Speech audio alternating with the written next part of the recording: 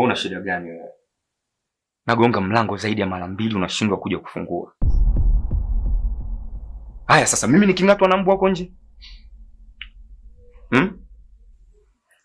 Hamna mume wangu. Naomba unisamehe.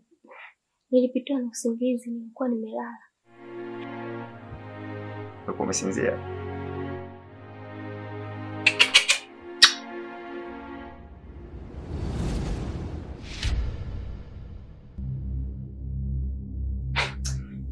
Wewe, kwa mimi nikitoka wewe unaingiza wanaume ndani, si ndio?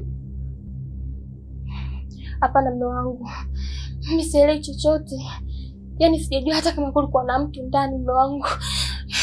Huyo atakuwa mwizi mume wangu. Mwizi eh? Sasa kudadadeki kajichanganya.